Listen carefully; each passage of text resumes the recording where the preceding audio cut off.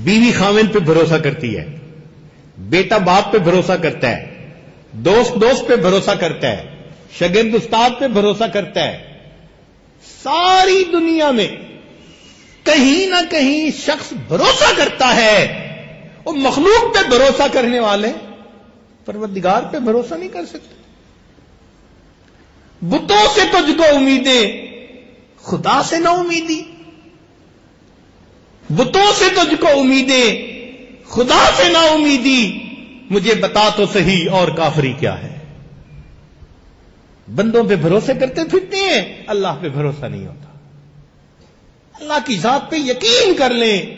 جو یقین اللہ کی ذات پہ کرتا ہے، اللہ اس بندے کے یقین کو ہمیشہ سچ کر دکھاتے ہیں.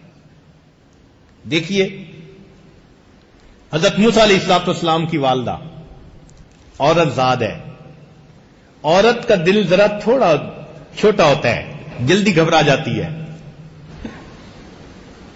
اور پھر بیٹے کے معاملے میں اور بھی زیادہ اس کا دل بہت چھوٹا ہوتا ہے، وہ کسی پہ یقین نہیں کرتی.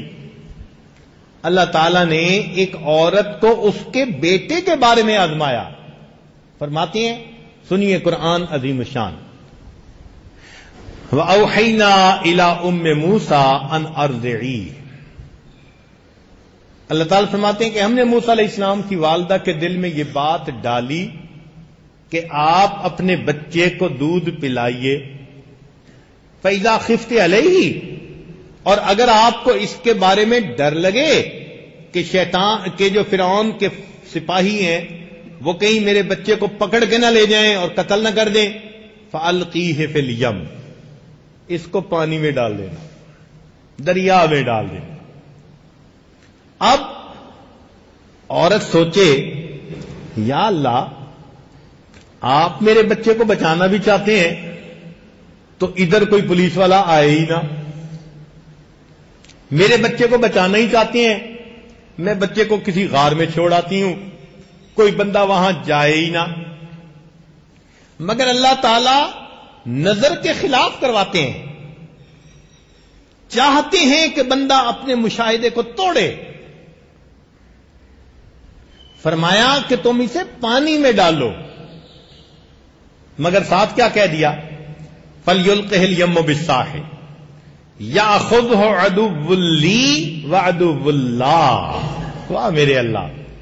فرمایا کہ یہ کنارے لگے گا اور پھر اس کو وہ پکڑے گا جو اس بچے کا بھی دشمن، اللہ فرماتے ہیں میرا بھی دشمن. یا اللہ اسی سے تو بچانا ہے اور آپ الٹا اسی کے ہاتھ پہنچا رہے ہیں. مگر فرما دیا ولا تخافی ولا تحزنی، خوف بھی نہ کھانا، ڈرنا بھی نہیں. انا رادوہ الیک، ہم اسے تمہارے پاس واپس لوٹائیں گے. وجائلوہ من المرسلین، اور ہم نے اسے رسولوں میں سے بنانا ہے. اللہ وعدہ فرما رہے ہیں. اور ازاد ہے، اللہ کے وعدے پہ اس نے یقین کر لیا. اپنے بیٹے کو ایک بکسے میں ڈالا اور بکسے کو پانی میں. اب عقل کیا کہہ رہی ہے؟ عقل کہتی ہے کہ تیرا بچہ نہیں بچتا. اگر بکسے میں سوراخ رکھو ہوا کے لیے تو اس میں سے پانی اندر جائے گا اور بچہ ڈوب کے مر جائے گا. اور اگر پانی سے روکنے کے لیے اس کو بند کر دو تو ہوا بند ہو جائے گی، بچہ دم گھٹ کے مر جائے گا. تیرا بچہ بچتا نہیں. سوراخ بناؤ تو نہیں بچتا، نہ بناؤ تو نہیں بچتا. آنکھ یہ دیکھ رہی ہے مگر اللہ کے وعدے پہ بھروسہ. وہ ماں اپنے بیٹے کو پانی میں ڈال دیتی ہے، گھر آ جاتی ہے. اللہ کی شان دیکھیے. فرعون اپنی بیوی کے ساتھ دریا کی سیر، 800 غلام ارد گرد تھے.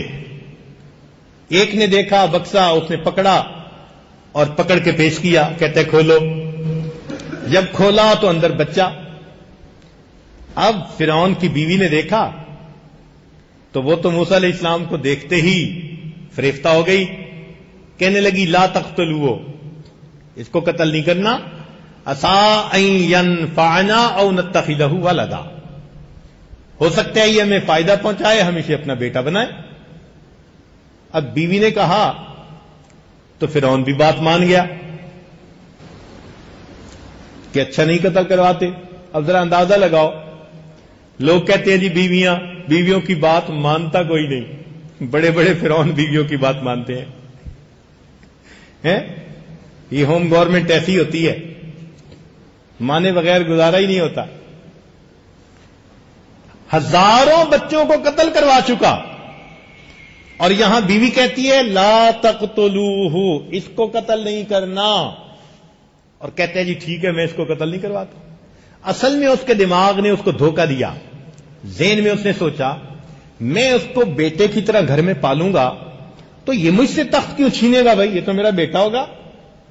عقل نے کہا ہاں ٹھیک ہے، چنانچہ اس نے اپنے گھر اس کو لے لیا، بیٹا بنا لیا، اعلان کر دیا۔ اب اس زمانے میں ڈبے کا دودھ تو ہوتا نہیں تھا کہ فیڈر دو بھائی جان چھٹی، عورتیں دودھ پلاتی تھیں، چنانچہ عورت کو بلایا گیا۔ اللہ تعالیٰ فرماتے ہیں وَحَرَّمْنَا عَلَيْهِ الْمَرَاضِعَ مِنْ قَبْلِ، اللہ تعالیٰ نے عام عورتوں کا دودھ ان پر حرام کر دیا تھا، وہ بچہ پیتا ہی نہیں۔ اب بچہ رو رہا ہے، اور بچے کے رونا جو ہوتے ہیں نا یہ بڑی طاقت ہوتی ہے۔ توبہ، بچے کے آنسوؤں میں اتنی طاقت ہے کہ بڑے بڑے ہتھیاروں میں بھی وہ طاقت نہیں ہوتی۔ آنسو نکلے بچے کے، ماں باپ برداشت نہیں کر سکتے، پریشان، اور عورت کو بلاؤ، اور ساری رات جاگتے گزر گئی اور بچے نے کسی کا دودھ نہیں پیا۔ اب نیند نہ آئے نا تو بندہ ویسے ہی تھکا اکا پڑا ہوا ہوتا ہے، ساری رات کا جاگا ہوا۔ جو نائٹ ڈیوٹی کرتے ہیں ان کو اچھی طرح پتا ہوگا۔ اب دل کرتا ہے کہ یار یہ مصیبت ختم ہو، میں بھی سوؤں۔ وہ بھی خدائی کا دعویٰ کرنے والا بدبخت کیسا تھا، اکا پڑا تھا نیند کے نہ آنے کی وجہ سے، کہتا تھا جی کوئی آئے دودھ پلائے میری جان چھوٹ جائے۔ ادھر کیا ہوا؟ اللہ تعالیٰ فرماتے ہیں وَأَصْبَحَ فُؤَادُ أُمِّ مُوسَىٰ فَارِغًا، موسیٰ علیہ السلام کی والدہ نے صبح کی بڑے غم کی حالت میں ان قادت لتبدی بہی لولا ربتنا علی قلبہا، اگر ہم اس کے دل پہ گرا نہ دے دیتے، اس کے دل کو تسلی نہ دے دیتے تو وہ رو پڑتی اور راز کو کھول بیٹھتی۔ ہم نے اس کے دل کو تسلی دیے رکھی۔ بیٹی کو کہنے لگی بیٹی جاؤ بھائی کا پتہ کر کے آؤ، بہن بھاگی گئی، اس نے جا کے محل میں تماشا دیکھا، بچہ دودھ نہیں پیتا، اور بادشاہ سلامت کہتے ہیں بھئی بلاؤ کسی کو دودھ پلائے۔ جب اس نے دیکھا تو کہنے لگی هل ادلکم علی اہل بیت یکفلونہ وہم لہ ناصحون، میں تمہیں گھر والوں کے بارے میں بتاؤں جو اس کی کفالت بھی کریں گے اور اس کے بڑے خیر خواہ بھی ہوں گے۔ کہتے ہیں یہ خیر خواہ کا لفظ سن کے نا فرعون کو تھوڑا شک پڑا، وہ اس کو پکڑ کے پوچھتے ہیں لڑکی کیوں کہہ رہی ہے کہ وہ بڑے اس کے خیر خواہ ہوں گے؟ وہ بھی موسیٰ علیہ السلام کی بہن تھی۔ کہنے لگے جی ہم آپ کی رعایا ہیں، ہم آپ کے خیر خواہ نہیں ہوں گے تو کون آپ کا خیر خواہ ہوگا؟ کہتے ہیں ہاں بالکل ٹھیک ہے، اچھا جاؤ لے آؤ۔ وہ بھاگی ہوئی گھر آئی، کہتی ہے امی چلو۔ موسیٰ علیہ السلام کی والدہ آئی، انہوں نے موسیٰ علیہ السلام کو دودھ پلایا، بچے نے دودھ پینا شروع کر دیا۔ اب جب اطلاع ملی نا فرعون کو کہ جی وہ تو بچے نے دودھ پینا شروع کر دیا، کہتے ہیں بہت اچھا ہوا، اچھا میں سونے جا رہا ہوں۔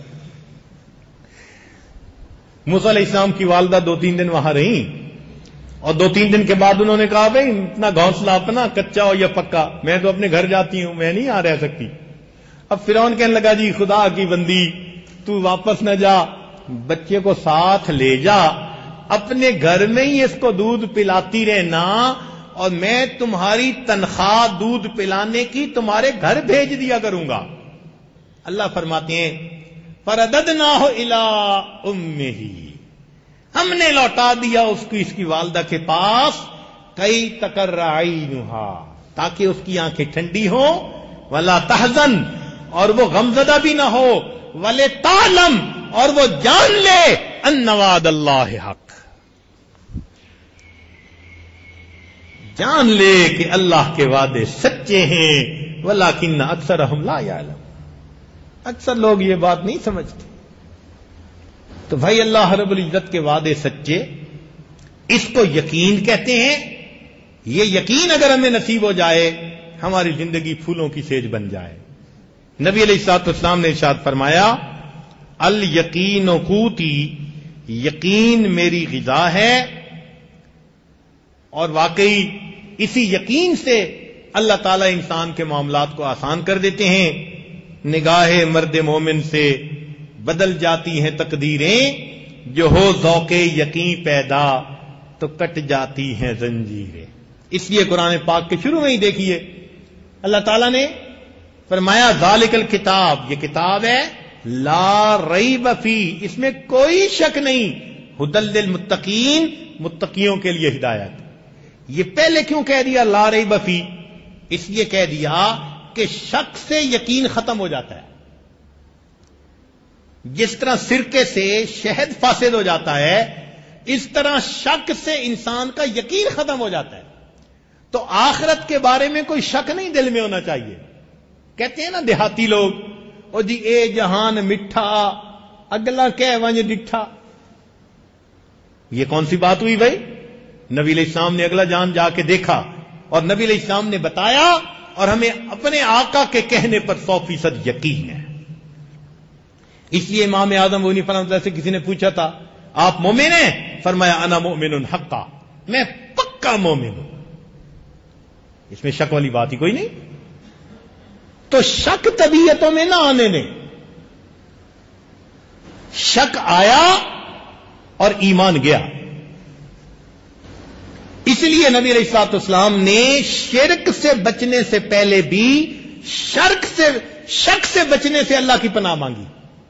حدیث پاک میں دعا سکھائی گئی اللہم انی اعوذ بک من الشک والشرک والشقاق والنفاق وسوء الاخلاق۔ شرک سے پہلے بھی شک سے بچنے کی۔ شک بہت انسان کو نقصان دیتا ہے، اللہ تعالیٰ میں شک سے بچائے۔ اس لیے جب انسان یقین اپنے دل میں مکمل کر لیتا ہے، کامل کر لیتا ہے، اللہ کی طرف سے کو فلاح ملتی ہے۔ چنانچہ قرآن مجید میں فرمایا ایمان والوں کی صفتیں کیا؟ وَبِالْآخِرَةِ هُمْ يُوقِنُونَ، اور آخرت کے ان پر پکا یقین ہوتا ہے۔ یہ کون لوگ ہیں؟ اولئک علی ھدی من ربہم واولئک ھم المفلحون، جن کا یقین پکا ہوتا ہے، ہدایت پہ بھی ہوتے ہیں اور ان کو فلاح بھی ملتی ہے۔ اور قرآن کی اس آیت کی تفسیر باقی پورا کا پورا قرآن ہے۔ شروع میں اللہ نے مقصود بتا دیا کہ یقین والوں کو ہم ہدایت بھی دیتے ہیں، فلاح بھی دیتے ہیں، اور اس کی تفصیل میں اللہ نے اپنا پورا قرآن باقی نازل فرما دیا۔ اللہ تعالی ہمارے یقین کو کامل کر دے۔ اللہ تعالی ہمیں اپنے ان بندوں میں شامل فرمائے کہ جو آخرت کے اوپر پکا یقین رکھتے ہیں، اللہ کے وعدوں پر پکا یقین رکھتے ہیں، گناہوں سے بچتے ہیں، اور اللہ تعالیٰ کی فرما برداری والی زندگی کو جو ہے وہ گزارنے کی کوشش کرتے ہیں۔ اللہ تعالیٰ ہمیں یقین کامل کی نعمت عطا فرمائے۔ وآخر دعوانا ان الحمد للہ رب العالمین۔